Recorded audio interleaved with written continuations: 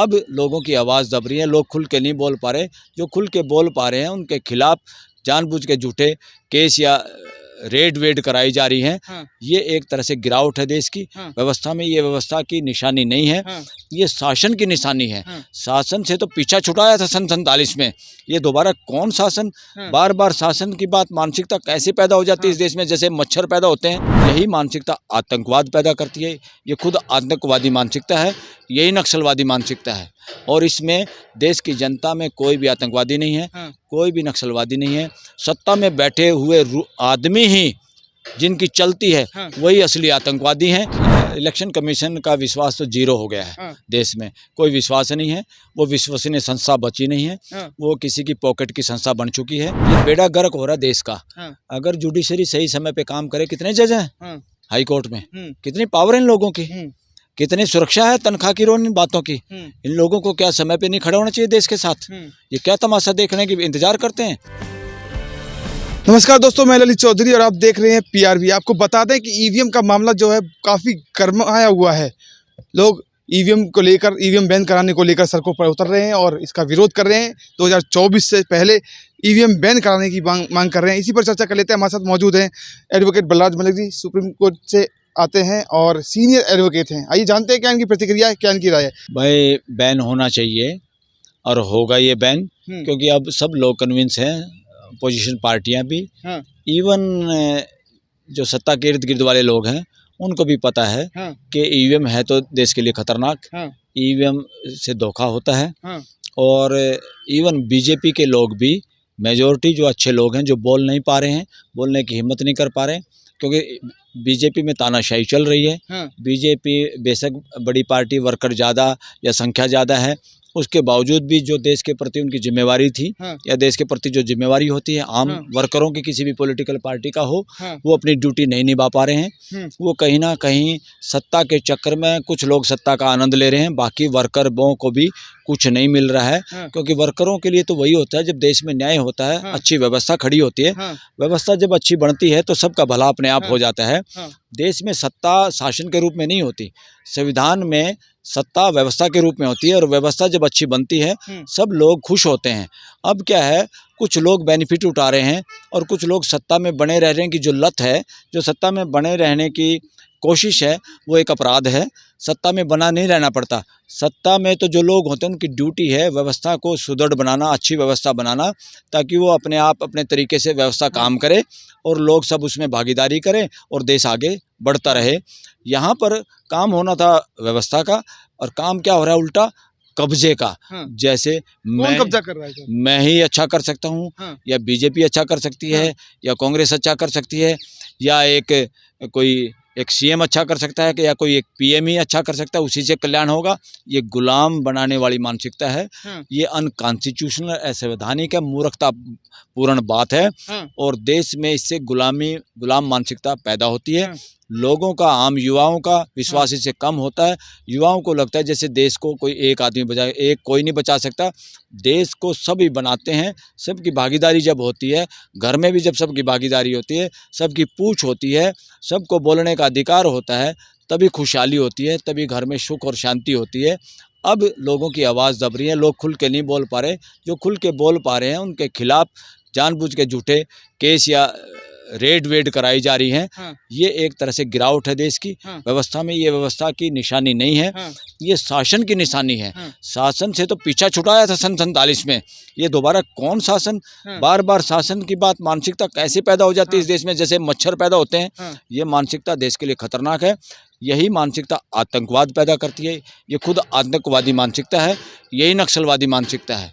और इसमें देश की जनता में कोई भी आतंकवादी नहीं है, कोई भी नक्सलवादी नहीं है। सत्ता में बैठे हुए आदमी ही जिनकी चलती है वही असली आतंकवादी हैं, वही असली नक्सलवादी हैं। लेकिन सुप्रीम कोर्ट में जिस तरीके से ईवीएम बैन कराने को लेकर याचिकाएं लगी हुई हैं, सुप्रीम कोर्ट ने अभी तक कोई भी, सीजीआई साहब ने कोई बड़ा एक्शन नहीं लिया। तो क्या लगता है 24 का चुनाव नज़दीक है, ऐसे में बैलेट पेपर से चुनाव मुमकिन है क्या?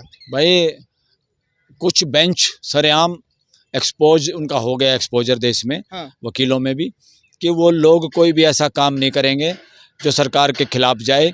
वो लोग जनता के खिलाफ जा सकते हैं और सरकार के मामले में वो या तो केस को लटकाएंगे या लंबा करेंगे, न्याय नहीं मिलेगा देश को।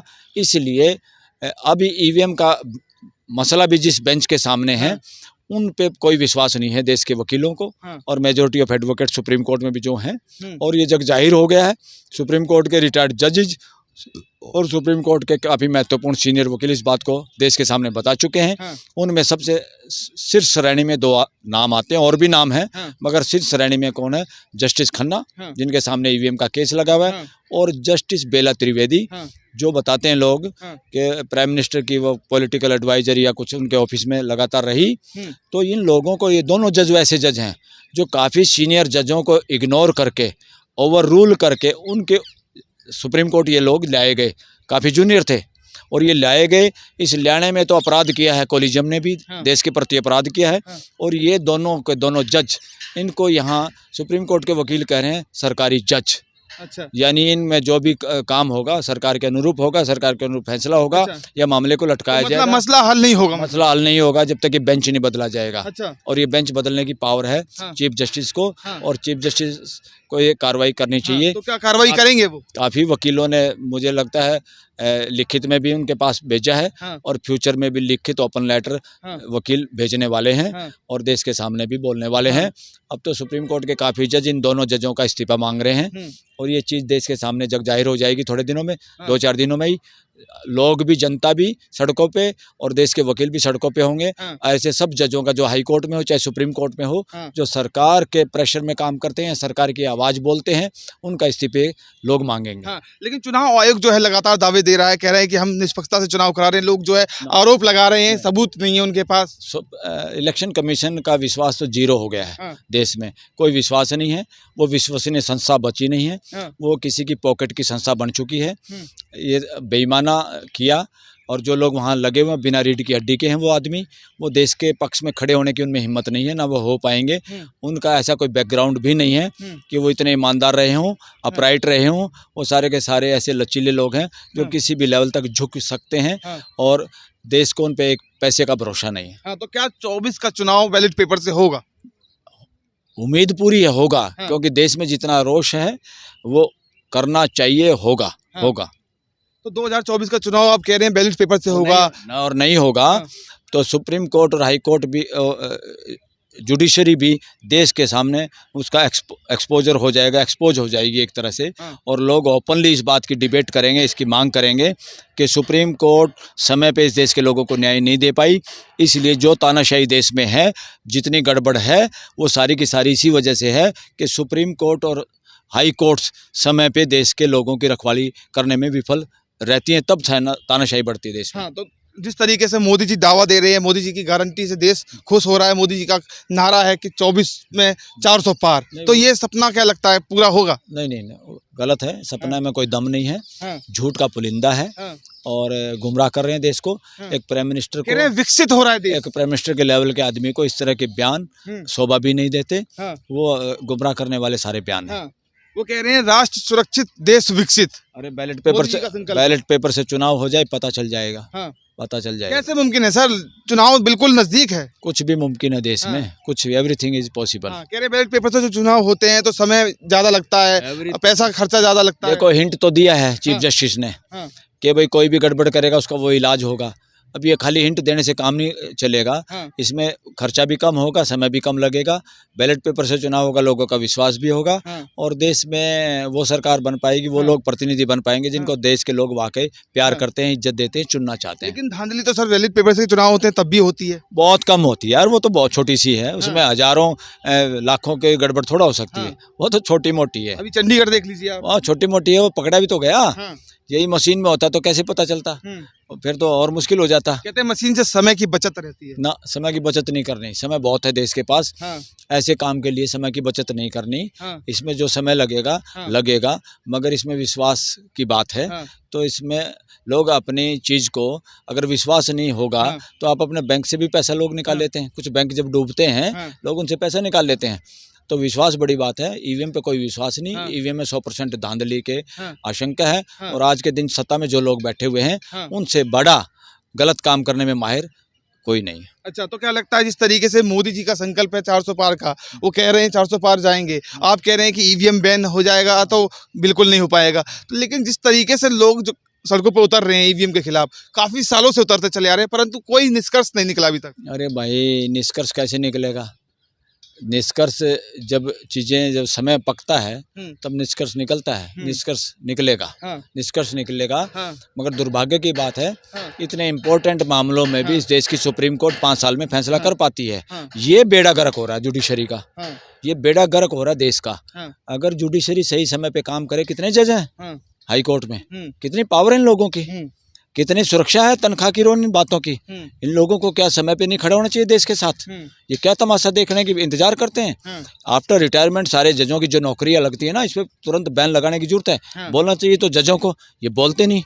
सुप्रीम कोर्ट में रिटायर हुए जाके अपना चल पड़े दूसरी नौकरी करने। ये जजों के लिए थोड़ा है। और खासतौर पर सुप्रीम कोर्ट के जजों पर, हाई कोर्ट के, कॉन्स्टिट्यूशन कोर्ट के जजों को तो बैन होना चाहिए। भीख मांगना, ये भीख है एक तरह से। और इससे जुडिशरी कमजोर हो रही है देश की।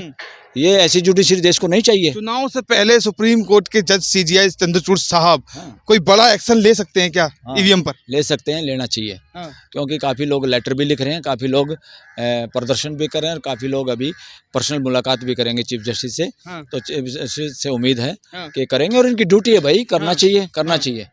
और किस काम के लिए हैं? सुप्रीम कोर्ट, हाई कोर्ट खाली 2 आदमियों के मुकदमे थोड़ा वो करने के लिए। सबसे पहला काम तो इन लोगों का है संविधान की रक्षा करना, लोगों के मौलिक अधिकारों की सुरक्षा करना और संविधान की पालना करना। और कोई काम नहीं इनका। लेकिन मोदी जी के कार्य से जनता खुश है, इसीलिए उन्हें सत्ता में लाती है। भाजपा भी लगातार यही दावा करती है। कोई खुश नहीं है, सब लोग ड्रामा समझ के, ड्रामा चलता है बहुत बार, जब समझ में आता है, जब उसका लोग धीरे धीरे समय लगता है। मूर्ख बनाने का कार्यक्रम जब लंबा हो तो लोग ऐसे ही, कभी नारों पे, कभी पैसों पे, कभी शराब पे, कभी साड़ी पे, इस तरह से माहौल होता है। आप नीचे के इलेक्शन से देख लो या ऊपर तक देख लो, ऐसा चल रहा है देश में। चल इसलिए रहा देश में, संसाधन कुछ लोगों का कब्जा हो रहा है।